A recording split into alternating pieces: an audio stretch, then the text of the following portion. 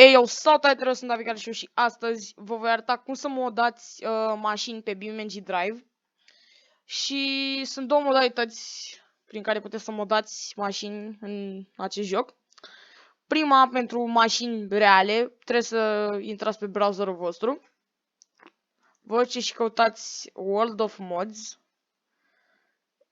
Intrați pe primul link și uitați la BeamNG. Bine, sunt tot felul de alte jocuri. World of Mods, nu știu ce e ăsta, Sprinters sau Spin Tires, Mud Runners, BeamNG, Eurotrack, tot felul de chestii oricum. Dar noi ne axăm pe BeamNG. Pentru BeamNG puteți să modați mașini, hărți, avioane, moduri, nu știu, și motociclete. Dar noi ne vom axa pe mașini pentru că procesul este similar. Hai să vedem. Deci eu o să vă dea această selecție foarte mare de mașini, că sunt foarte multe mașini pe acest site. Și hai să ne modăm și noi o decapotabilă, zic și eu. Hai un Lamborghini. Cred că știi ce vreau. Vreau un Gallardo Spider. Da, știam că au Gallardo Spider. Da, o să aveți și diferite poze cu mașina, să vă uitați așa. Bine, pozele nu zic tot, dar așa din de aproape un pic să vă uitați. Pare ce trebuie, sincer. Deci, eu zic să-l luăm. Ok, o să aveți aici tot felul de detalii despre mod. Deci, high school. Deci, cred că suntem bine. Și vă duceți aici și dați download. Și trebuie să așteptați 30 de secunde să vi se downloadeze și noi ne vedem peste 30 de secunde când putem să îi dăm download. Ok, acum au trecut cele 30 de secunde și trebuie să-i dați aici click here to start download, îi dați click. Și aici jos, în stânga jos, în colțul de stânga jos, trebuie să apară această chestie, cum se downloadează file-ul. Și o să ne vedem în file ca să vă arăt de acolo ce trebuie să faceți. Bun, după ce s-a descărcat complet modul, trebuie să dați dublu click pe el. Și o să vă ducă aici unde suntem noi și de aici trebuie să duceți pe chestia asta din mijloc cu această iconiță. Să-i dați double click și ar trebui să o bagi pe această pagină. Și aici, ca să selectați folderul în care trebuie instalat, trebuie să dați select. Vă duceți pe local disk, performance program files 86. Vă duceți la căutați Steam-ul. Uite-l aici. Și vă duceți la Steam Apps, Common, BeamNG și dați OK.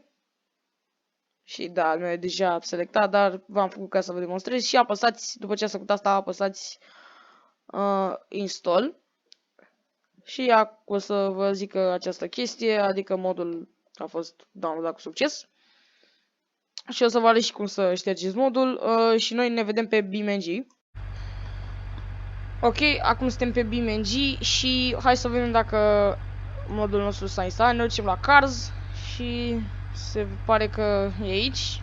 Uneori să vedea missing preview, dar nu vă speriați. Hai să-i dăm replace, să vedem dacă... Oh, ok. Fix ce... Ok, deci văd că modul ăsta nu-i changed. Da, modul ăsta nu-i deloc ceea ce trebuie. Da, bine. De asta vreau să vă avertizez că s-ar putea să... Mamă, ăsta și-a pus xenoane pe spate, frate. Vreau să vă arătez pe mașini care sunt modate destul de nașpa. Deci sunt efectiv modate pe platformă de mașină, adică civeta bolide, adică un Ferrari. Da, și este un Lamborghini. Sunt destul de ciudățele modurile astea, mai ales că acest parbriz nu prea pot să conduc.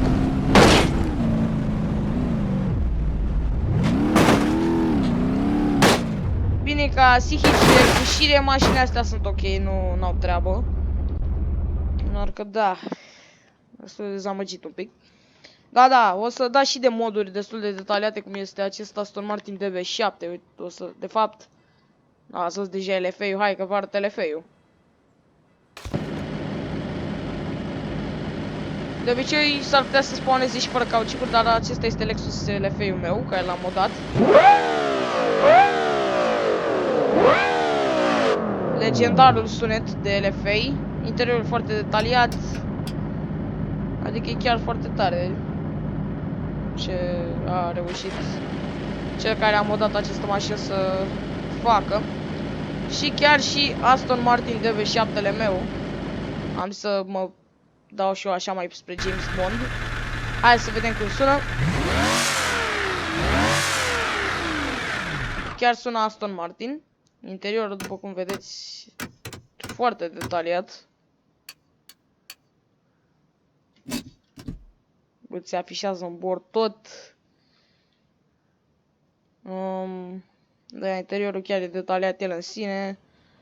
Mașina este, adică hood latch-ul, adică dacă vrei să deschizi capota, o faci de aici. Bine, în BMG știm că nu putem să deschidem capota în mod normal, dar mă rog. Hai să dăm o tură cu mașina asta.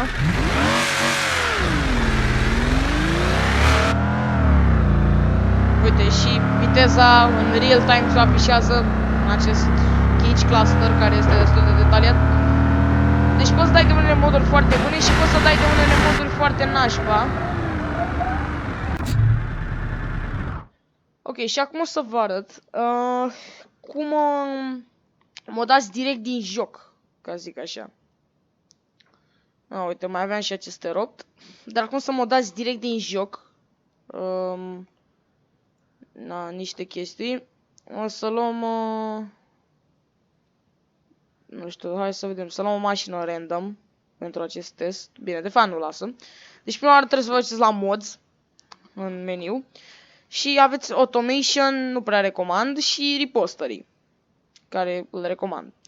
Și aici o să vă dea pe pagina asta unde sunt diferite moduri. Aveți foarte multe moduri dintre care să alegeți. Uite aici unul care Advanced Driver Assistance System. Add safety system to modern vehicles such as automatic braking, backup cameras and more to come. Ok, deci trebuie să apăsați pe acest plus. Se va instala. Ok, deci suntem deja pe mod. Și acum hai să vedem. Hai cu mașina asta totuși. Am decis. Știu că am eu un preset pe ea. Să că am auzit tarea aia, dar mă rog. Ok. Și da, uite. License plate, Angelos, Driver's Assistance. Hai să vedem dacă are backup camera. Da, se pare că nu ne afișează, dar ia să vedem. Un Navigation Unit stock de pe BMG. Asta vedem. Nu merge și eu am mai avut modul ăsta și le-am testat pe celelalte mașini. Deci backup camera-ul nu este valabil încă. Dar ce este valabil sunt senzorii de parcare, care o să-i și arăt acum. Ok, o să dau cu spatele. Destul de tare, adică eu n-am pus frână, eu n-am făcut nimic. Uite, chiar acum o să mă duc full speed. A făcut el toată treaba asta singură. Adică chiar n-am făcut eu absolut nimic, adică modul chiar merge. Și acest mod mi se pare că are și heal assist, adică când te detectează pe o vale și te miști mai încet. Mi se pare că se activează, dar văd că acum nu se activează, din păcate. Și la ce trebuie mai lucra la mașina asta, la modul ăsta trebuie frânarea din față.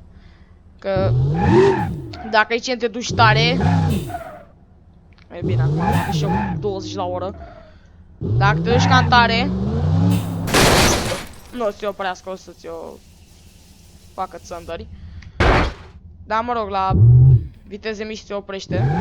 Hai că uite aici. Da. Da, să mai fac o demonstrație. Uite, s-a oprit, fix la bordură. Ok, și hai să vă arăt. Ca să deinstalați niște moduri din repository, trebuie doar să apăsați X și o să îi dea remove. Și acum ne vom duce înapoi în file să vă arăt cum se dezinstalează modurile de pe care le-ați downloadat de pe World of Mods. Ok, și ne-am întors pe browser pentru că nu mă lasă să filmez în File Explorer, programul de pe care filmez eu.